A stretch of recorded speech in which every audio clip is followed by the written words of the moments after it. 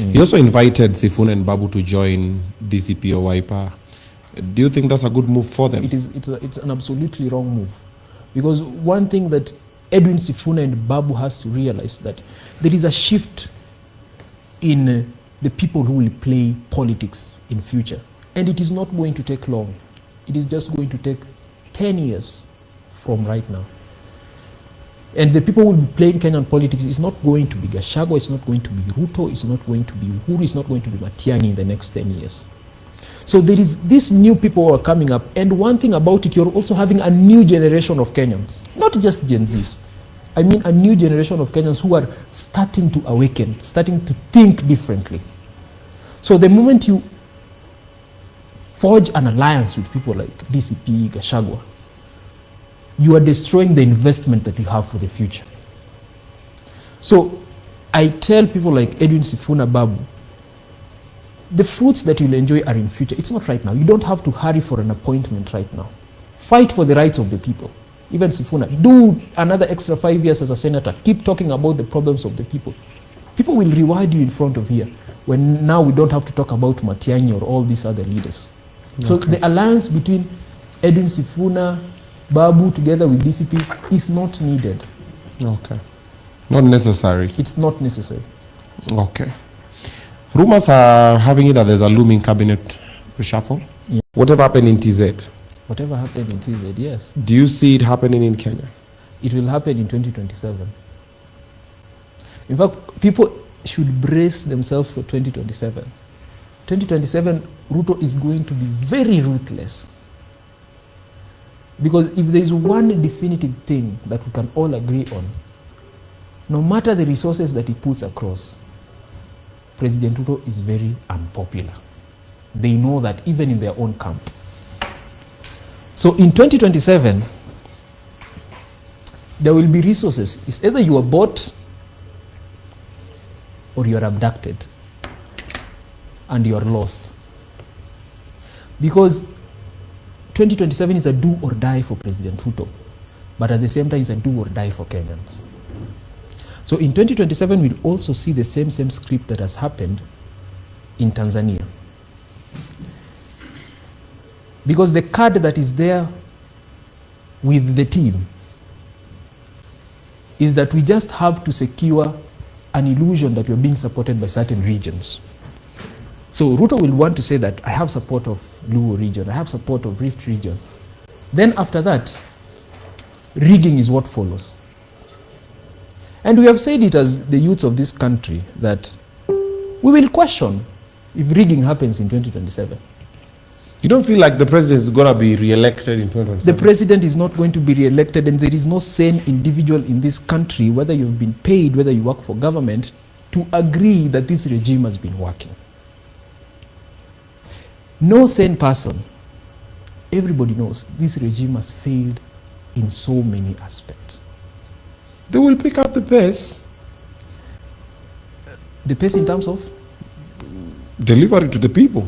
Which delivery? You know, that is why I keep telling Kenyans, you need to upgrade how we think. How does someone, what are the major projects Ruto has done? A stadium, right? Raila Odinga Stadium.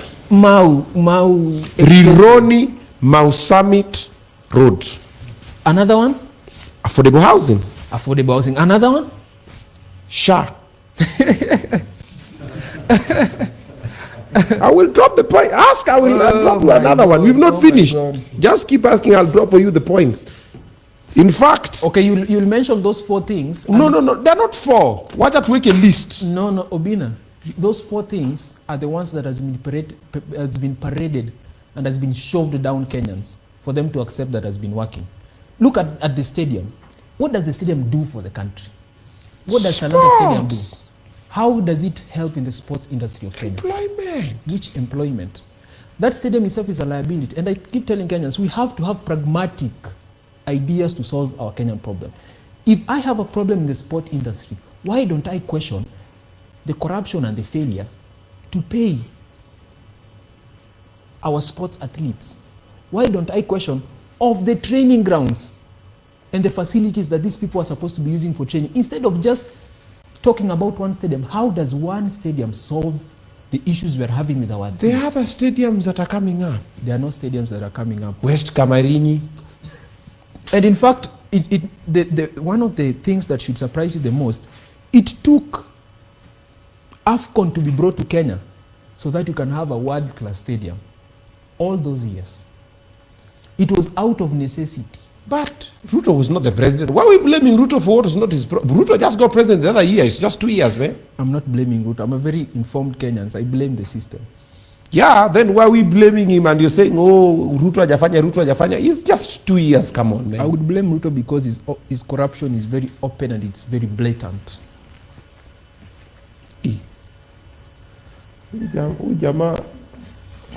Because we have never seen a government whereby someone would have over 1,000 hospitals that are non-existent. You enter into the portal, you look for this hospital, and you don't see them. But each of them has received 30 million. They do it very openly. Wacha ni kubelieve vitu munaona hizo ni AI. Hizo vitu ziko nini? How is it AI? How is it si wale mabloga wako nini ndio wamelipwa ndio wa spread hizo rumors?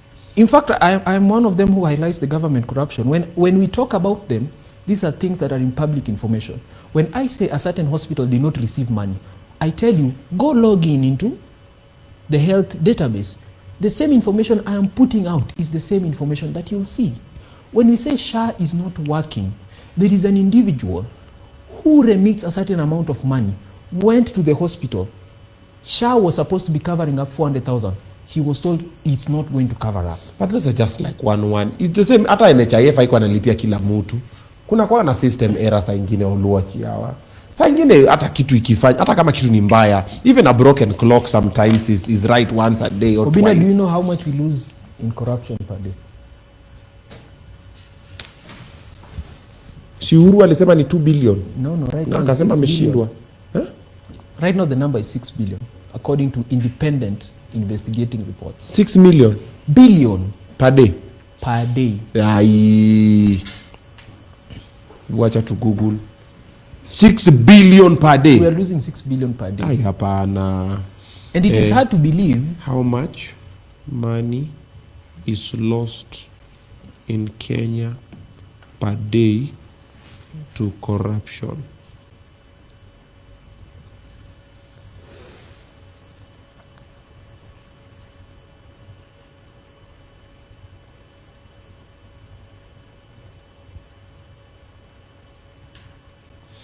Okay, well, let's continue with the conversation. The number keeps getting higher because if people were talking about the 2 billion and the 3 billion people were talking about was way earlier. Right now, there is a certain speed to eat as much as possible with this regime. Whenever a shift of a cabinet secretary is done, the cabinet secretary has already made a budget of 10 billion. The moment Duale comes from one sector to another sector, 10 billion. Me or B?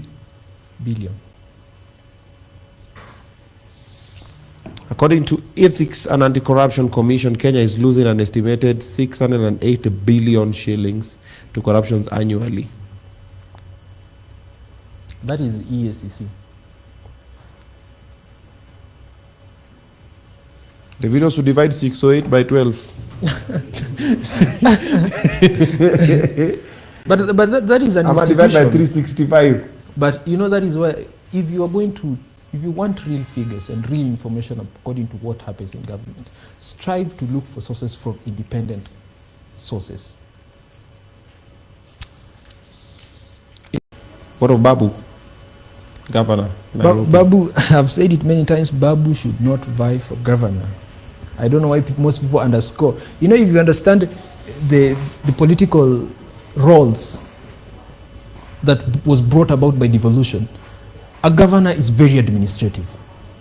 That is why we do not have to be hearing about a governor talking about political issues. Because that position of a governor is administrative. You have your own government. That is why we say Nairobi County government. You are a president of that particular county. So you should be administratively leading that country and not about any other thing. Okay. So the moment we have Babu in that situation, you take away the power that a legislature have. You know when you're an MP, you can literally talk about anything affecting the country. So you lose that power. So you have to be an administrator silently trying to manage a county. But what happens to a county like Nairobi? Nairobi is unmanageable. Because think of something like garbage. You want to remove a certain dump site in Kawangwara market. Maybe that dump site is owned by an individual who donated over 20 million for President Ruto's campaign. You go there, try to bulldoze and evict people, you get a call from State House telling you, why did you interfere with this? That is why it has become impossible to manage Nairobi. Everybody wants a piece of Nairobi. And there are people who have been enjoying that cartelism for so long. In fact, I've heard Alai talk about it so well. If we want to end Babu, what do? We let him become governor. As simple as that. But I keep telling the people in Babu's camp that MP is the most powerful position you can hold. People go directly from being an MP to being a president. Not being a governor to being a president. Why? An MP is a national leader that can talk about anything. So my best advice to Babu is just be a legislature. There is no problem with that. Okay. But I've been hearing people arguing that Babu ana pesa, I don't know, he needs the money. Maybe that. All right, coming through. Ati black chocolate ni fine melanin bana kutoka nikapate. Kanapenda kenye mi wanapenda, so kanapenda toto chupa na hali ya nono.